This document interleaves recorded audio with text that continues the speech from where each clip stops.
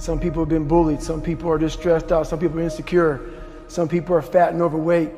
I call myself fat because I was fat. And people don't want to do that.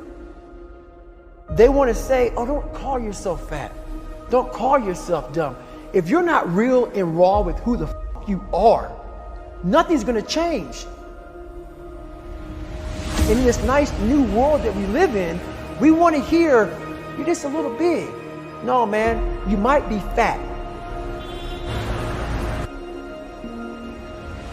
We surround ourselves around people that make us feel great. They tell us what we want to hear. The second we put ourselves amongst the uncommon people, we don't like that feeling. That challenging feeling of that person who's waking up at 3:30 in the morning and say, hey, put your shit on, we're going for a run. We like that person who says, hey, you know what, man, I don't feel good today, man. And they say, oh, it's okay, brother. We don't want that motherfuckers like this. Hey, man, no, bro, get your shit on, man. Stop being a punk.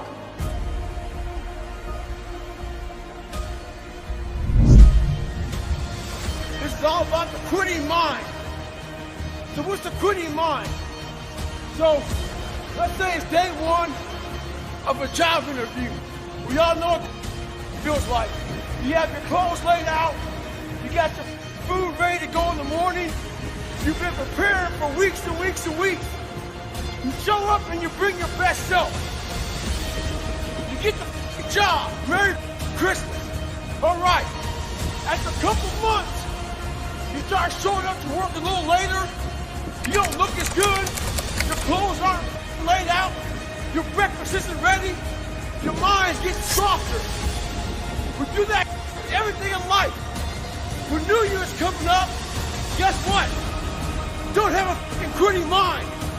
Repetition every day. Stay hard. I believe that most human beings are only living at about 40% of their capability. The mind has a governor, like a car.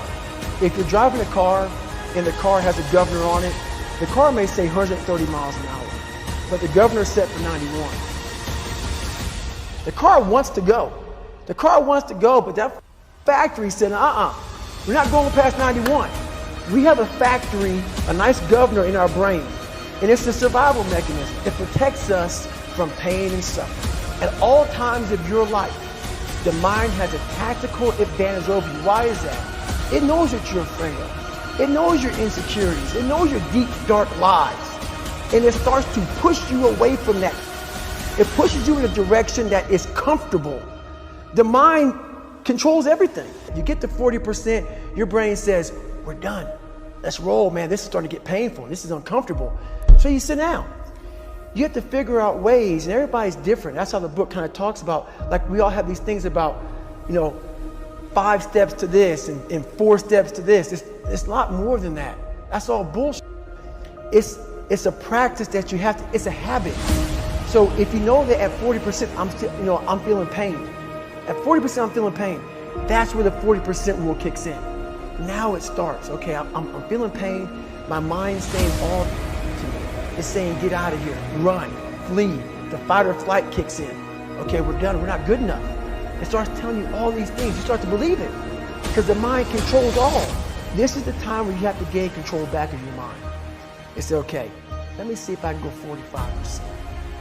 And once you start giving yourself more and more hope and start realizing, okay, the mind starts to be, okay, what are you doing? We're supposed to be going right and you're going left. You start then controlling your mind. Start finding more in yourself. And then it goes from 40% to a lot further than that. But that's the start of it though. Get to the spot where your mind is saying stop. Wherever that is, you gotta get there first. And then that's when that starts to work for you. You gotta control yourself in that moment. Well, it's that time of year again, we start to feel real happy. Why? Because we're not going to work. If you believe in Santa Claus and you celebrate Christmas, you're looking forward to Santa Claus coming down the chimney giving you some presents. It's a real good time of year. So in that good time of year, we start to feel real good about ourselves. Start to feel great. So we start making promises to ourselves about, hey, I'm gonna lose some weight. I'm gonna do better in school. I'm gonna be better here, be better there. But guess what happens? The real Merry Christmas happens when all of that noise is gone. It's quiet. And it's you against you. And now all those endorphins are gone. And I promise you, man, by getting up early and getting after it to go lose weight, study harder, guess what? It's a lot harder now. That repetition becomes a lot harder now.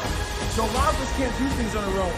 So find somebody in your life. So when you throw that towel in, they throw that motherfucker back at you and say you're not done yet.